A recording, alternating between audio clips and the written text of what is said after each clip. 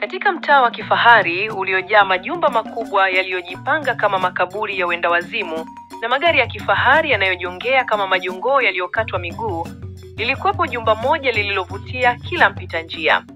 Jumba hilo liliishi mama mmoja aitwaye Bi Janet, mwanamke mrembo mwenye miguu mirefu kama mbuni na shepu kama komba mwiko. Alikuwa na meno kai ya samaki mjane, mwenye muonekano wa kifalme, lakini roho yake haikuwa kama uso wake. Alikuwa na roho mbaya, nyeusi iliyofubaa kama mashuka ya mochwali. Alikuwa na macho makali yaliyojaa roho mbaya kama mchomelea majeneza. Alikuwa na mume aliyeitwa Bwana Nelson, mwanaume mpole kama nywele za chogo na mwenye upendo kama chakula cha msibani. Alijua kuishi na wenda wazimu na vichaa waliochoka kuishi. Mbaya zaidi, wakubwa wa nchi walimpenda sababu ya upole wake, mwenye busara na mwenye upendo usio na mipaka kama bahari. Lakini kabla ya kuoana na Nelson, Janet alikuwa tayari na mtoto wa kiume aitwaye Brian mwenye umri wa miaka 12. Brian alikuwa mvulana mchangamfu, mwerevu na mwenye maadili. Alimpenda mama yake sana, lakini mama huyo hakuwa na upendo ule ule kwa mwanae. Tangu alipooana na Nelson, alianza kumchukia Brian kwa sababu alimkumbusha maisha yake ya nyuma, maisha ya shida na tabu kabla ya kuwa tajiri. Bi Janet alianza kumtesa Brian taratibu. Alimfanyisha kazi nyingi za ndani, kumtukana bila sababu na hata kumdhalilisha mbele ya wageni wa mama yake. Brian alijaribu kuvumilia, akidhani ipo siku mama yake atambadilikia, lakini mateso yalizidi kuwa makali. Bwana Nelson, japokuwa alikuwa na roho nzuri, hakujua kinachoendelea kwa sababu kila mara Bi Janet alimdanganya kuwa Brian ni mtoto mgumu, mtukutu na asiyesikiliza. Kwa uaminifu wake, Nelson alimwamini mkewe na alianza kumchukulia Brian kwa jicho la mbali. Siku moja, baada ya kunyimwa chakula, kufungiwa nje ya jumba na kupigwa kwa matusi makali mbele ya wageni wa mama yake, Brian alilia usiku kucha. Alifunga pochi yake ndogo ya plastiki, akaweka ndani picha ya baba yake wa zamani na karatasi aliyokuwa ameandika ndoto zake. Akaondoka. Brian alikimbilia mtaani, akawa mtoto wa mitaani. Akaishi kwenye vivuli vya majumba aliyowahi kuviangalia kutoka dirishani kwake. Lakini tofauti na wengine, Brian hakuamua kuiba wala kutumia dawa za kulevya. Alianza kusaidia kwenye duka moja la kuchomelea kwa mzee mmoja aliyempenda. Akajifunza kazi. Miaka 5 ilipita. Brian sasa alikuwa kijana wa miaka 17, mwenye mikono migumu ya kazi, akili timamu na ndoto kubwa. Siku moja gazeti lilichapisha habari ya kijana mdogo wa mtaani aliyekuwa fundi stadi zaidi wa kutengeneza mashini za kilimo kwa vyuma chakavu. Habari hii ilivuma hadi ikamfikia Bwana Nelson, ambaye baada ya miaka ile alikuwa tayari ameanza kugundua uovu wa mkewe na hakuwa tena na furaha. Nelson alifuatilia hadi alipompata Brian katika karakana ndogo ya mjini. Walikumbatiana kwa machozi. Brian hakutaka kurudi jumba la mateso, lakini Nelson aliamua kumpa nyumba yake ndogo aliyonunua kwa siri, akamfungulia karakana kubwa na kuwa mlezi wake wa kweli. Mama yake Bi Janet alibaki peke yake kwenye jumba kubwa lililojaa ukimya. Mumewe aliachana naye baada ya kugundua tabia zake za kikatili, na watu waliomwogopa zamani sasa walimcheka kwa siri. Alijenga jumba kubwa, lakini aliharibu msingi wake, upendo. Miaka kadhaa ilipita tangu Brian aondoke nyumbani kwa mateso na kuanza maisha mapya akiwa mtoto wa mtaani. Leo hii, Brian alikuwa kijana mwenye mafanikio makubwa, akimiliki kampuni kubwa ya kutengeneza mashine za kilimo, akishirikiana na baba mlezi wake, Bwana Nelson. Katika moja ya ofisi zao kuu, alikutana na binti mrembo sana aliyeitwa Melissa. Mrembo, mnyenyekevu, mwenye akili ya kazi na aliyejaa upendo wa kweli. Melissa alikuwa katibu binafsi wa Bwana Nelson, lakini muda si mrefu macho yao yalivutwa, mazungumzo yakawa marefu na penzi lilianza kuchanua. Brian alimpenda Melissa si kwa sura tu, bali kwa moyo wake wa upendo aliokuwa nao hata baada ya kujua historia ya Brian. Mwaka mmoja baadaye walifunga ndoa katika harusi ndogo ya kifahari ya watu wa karibu. Sasa Melissa alikuwa mjamzito wa miezi 7. Kwa upande mwingine, Bi Janet aliyewahi kuwa malkia wa jumba lile kubwa sasa alikuwa maskini wa kutupwa. Baada ya Nelson kumuacha, alikutana na mwanaume mmoja kijana wa mjini aliyejifanya mfanyabiashara mkubwa. Alimpa moyo, akamdanganya kuwa atamrudishia maisha ya kifahari. Janet kwa tamaa na kiburi alimwamini, akamuuzia gari lake la mwisho, akamweka ndani na hata kumpa hati ya jumba lake la zamani kama dhamana ya mkopo aliyomtaka mwanaume huyo. Miezi michache baadaye, mwanaume huyo alitoweka. Jumba likauzwa. Janet alijikuta mtaani, bila marafiki, bila familia na bila hadhi aliyojivunia miaka ile. Akaanza kuuza matunda pembezoni mwa barabara, karibu na jengo moja la ofisi za mashine za kilimo, bila kujua kwamba jengo hilo lilimilikiwa na mwanae ambaye alimtupa.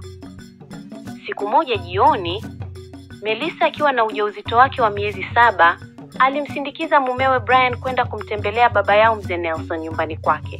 Njiani, walikamata njia ya kupitia mtaa mdogo ambapo magari hupita taratibu. Melissa: mume wangu, jamani, natamani sana parachichi. Tafadhali nisimamishe hapo kwa yule mama wa matunda. Brian akacheka. Kwa ajili yako, hata kama ningepita jangwani ningekutafutia. Akasimamisha gari. Melissa akamuita mama muuza matunda ambaye alikuwa kavaa ushungu mkubwa kichwani kwa ajili ya jua kali. Janet akiwa hana habari kabisa ni nani aliye ndani ya gari, alisogea na kumpatia parachichi. Melissa alitoa noti ya pesa, lakini mama hakuwa na change. Twende ukachukue kwenye gari. Mama akaelekea taratibu upande wa abiria ambapo kulikuwa hapo Brian. Lakini aliposogea, macho yao yakagongana. Kimya. Macho yake yakachomoka, mdomo ukatetemeka, mapigo ya moyo yakashtuka kama shoti ya umeme. Brian! Aliuliza kwa sauti ya chini huku mikono ikitetemeka. Brian naye alitetemeka. Sura aliyowahi kuijua kwa chiki sasa ilikuwa imezeeka, kuchoka na kunyauka. Alimtazama kwa macho ya huruma, si hasira. Melissa alishangaa. Unamfahamu? Brian hakujibu kwanza. Akashusha pumzi ndefu, kisha akasema kwa sauti ya utulivu, ndiyo, huyo ni mama yangu.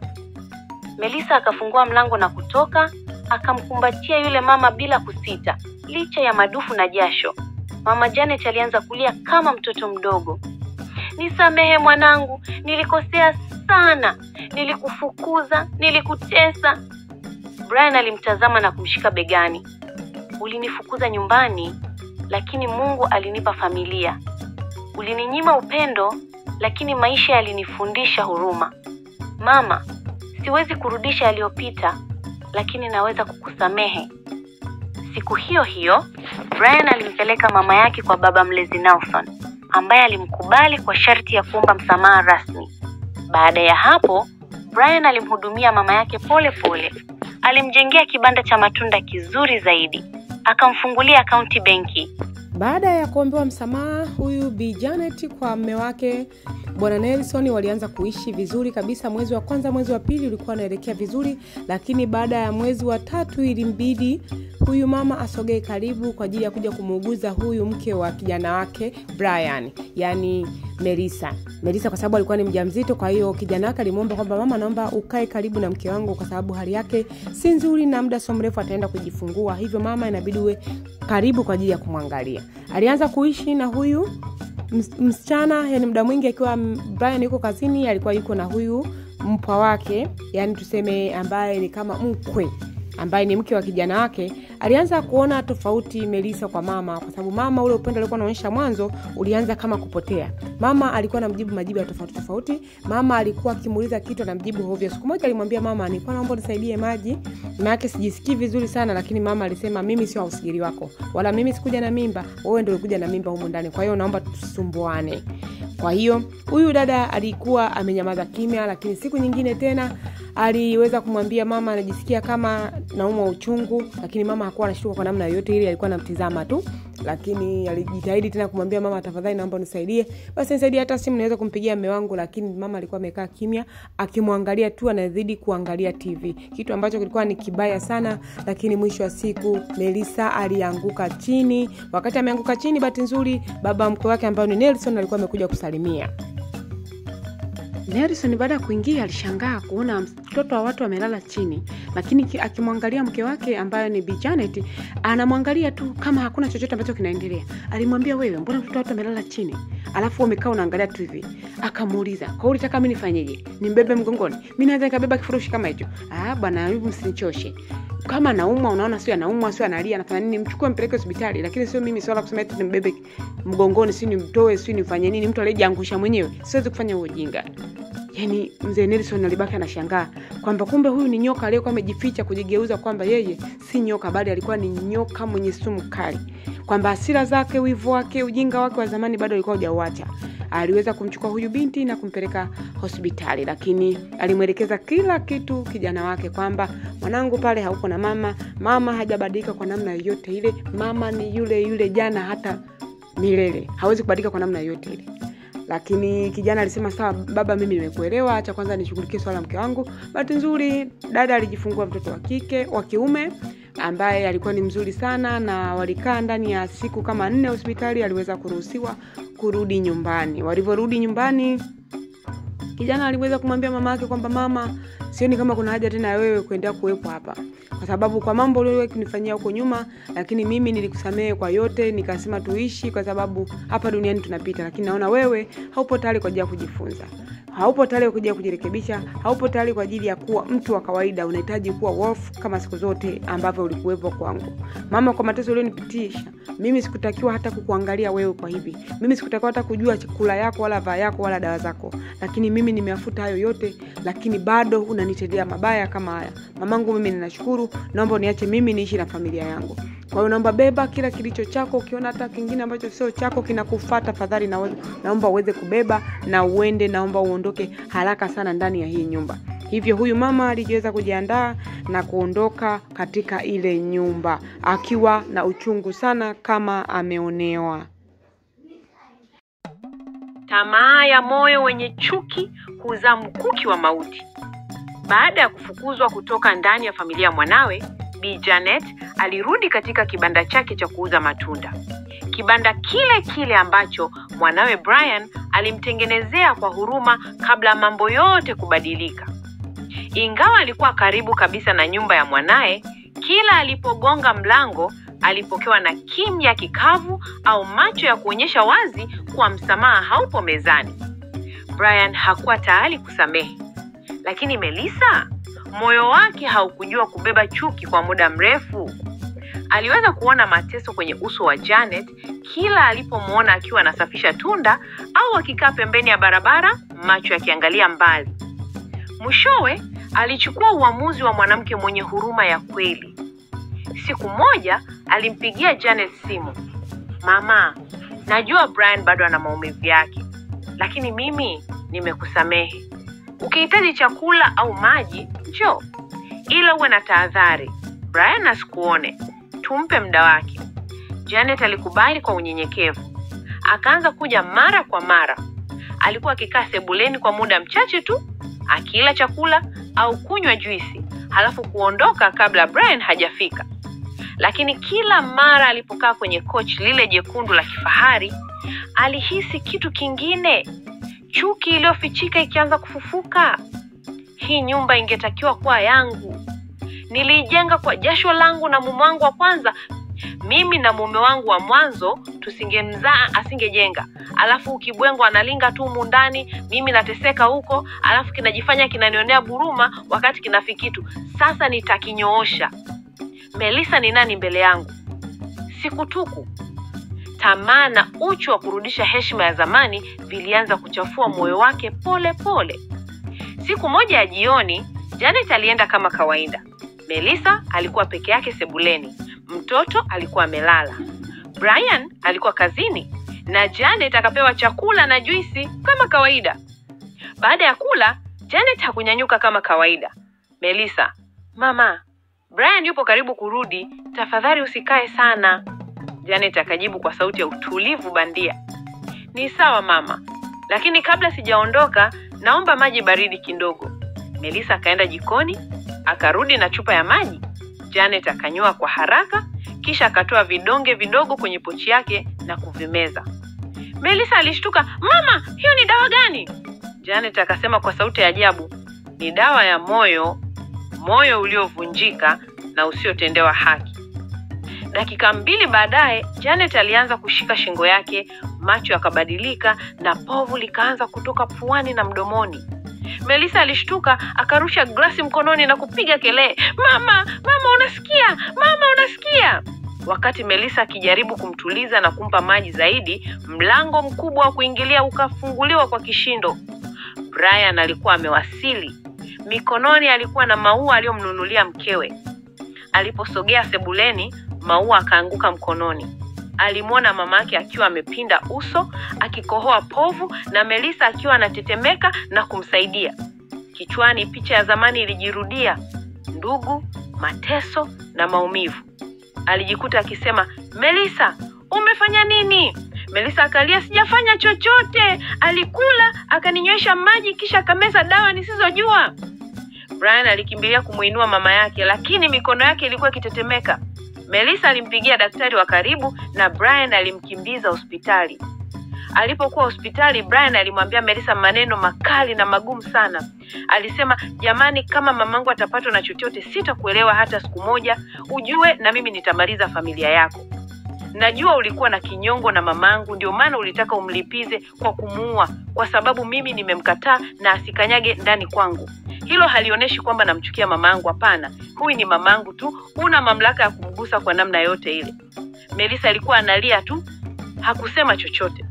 Mume yake Brian alimwambia, "Niondolee unafiki wako hapa, na kama unaona kulia ni sifa, lia mama mke sasa hivi, la sivyo kakasanye kila kilicho chako na uondoke, sikukute nyumbani." Baada ya vipimo na uchunguzi wa haraka, daktari aliwaita Melissa na Brian pembeni. "Mlikuwa mnaishi mnaye kwa upendo au kulikuwa na mivutano mingi?" "Melissa, kwa nini?" Daktari akasema kwa sauti ya upole lakini ya kustua, "Kwa hali tuliyoiona, dawa zilizokunywa zilionekana kuwa ni za sumu ya ndani inayotumika kama silaha ya kujitoa bai." Brian kusikia hivyo alisema, "Kwa Melissa, naomba uondoke, nimeshaongea mara kadhaa, ila unaona uelewi, nitakapokukanyaga hapa chini nafikiri ndo utanielewa." Melissa kwa taratibu aliondoka nyumbani na kufunga kila kitu na kwenda sehemu ambayo haikuwa kunajulikana. Aliacha kila kitu, alibeba nguo za mtoto tu, basi hakuchukua hela wala kadi ya benki. Brian alikuwa busy hospitali. Ndani ya wiki nzima mama yake aliweza kufungua macho baada ya siku 7. Ndipo Brian alipata akili na kusema, "Huyu mwanamke yupo wapi? Yaani Melissa." Alipiga simu, ilikuwa nyumbani. Aliacha. Alienda kwa babake wa kambo Nelson, alimwambia, lakini Nelson alisema, "Namjua mkeo, hana hiyo roho mbaya ya kuua mtu, lakini mamako ndo anaweza kuua mtu." Brian aliona kama baba alikuwa anamvuruga tu, akatoka zake. Baada ya siku kadhaa mama alitoka hospitali na kurudishwa nyumbani kwa Brian. Alideka na kujifanya anaumwa zaidi kila siku ili Brian asimtafute mkewe. Na tangu ameingia mle ndani hakuwahi ulizia mjukuu wala mkwe.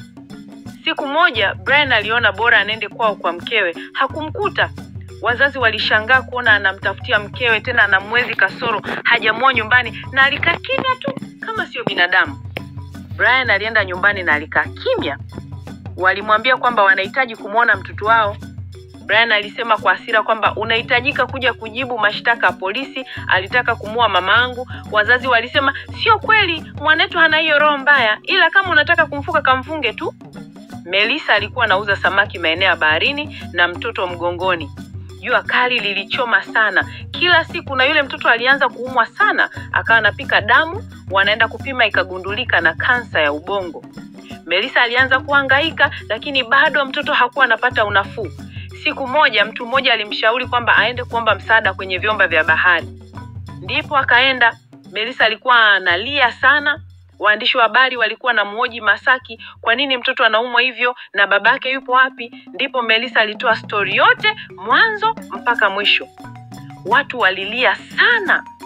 Na katika watu walioona, kuna mama mmoja alikuwa mrafiki wa Janet, ndio alienda kugonga mlango pale getini kwa Brian. Na alimkuta huyu Janet. Wakasalimiaka vizuri kabisa, akamsifu sana kwamba yupo kwenye jumba la kifahari. Wakati Janet hajaanza kujimwaga, aliomba kuingia msalani, na kutoka kule alimtafuta mfanyakazi ili ampe kazi ya kurekodi maneno ya Janet kwa ajili ya kuja kumuonesha Brian. lakini mfanyakazi hakuwa jikoni, lakini yeye mwenyewe aliamua kurekodi kwa simu, ila sio video. Janet alikuwa anajimwaga kwamba alihakikisha ule mpango uliopangaga mnatiki. Aliingia yote, lakini mwishoni alimwambia, "Lakini kwa nini umefanya hivyo? Hivi unajua kwamba mume wako anateseka sana na mjukuu wako ana kansa?" Janet alisema, "Hizo sio shida zangu." Wakati ule mama anatoka, alikutana na gari la Brian njiani, akasimamisha na kusema, "Mwanangu, mimi nakujua, unijue mimi, ni rafiki ya mamako. Na kuomba kamtafute mkeo, anapata shida sana, mwanao atakufa kuanzia muda huu. Ana kansa ubongo, anaomba msaada mitandaoni huko. Mama yako akupewa sumu. Shika sizi hii usikie mwenyewe." Brian alisikiliza, akabaki anashangaa. Kabla hajatamka chochote, simu inaita, inamtumia video ya mkewe na mshikaji wake. Hajakaa sawa, polisi wanampigia kwamba wameshamkamata mtuhumiwa wa mauti ya mama yako, yupo lokapu. Anageuza gari kwenda kituo cha polisi, wanakutana na polisi ameshika mwili wa mtoto mchanga wa mtuhumiwa wake, wanasema amefariki ndani. Brian anaingia ndani, anamkuta Janet aliyejibaza kwenye kona, amekonda sana, amechafuka, amelia hadi uelewi. Alivyomwona Brian, alimtazama tu, hakuwa anaongea chochote kile. Baada ya muda alikuja na kumwambia, "Mwanao yupo mochwari ya Muhimbili." Brian aliuliza, "Huyu ni mtoto wa nani?" "Usiniambie ni mwanangu mimi jamani." Polisi walisema, "Ni wa huyo mtuhumiwa wako." Brian alizimia.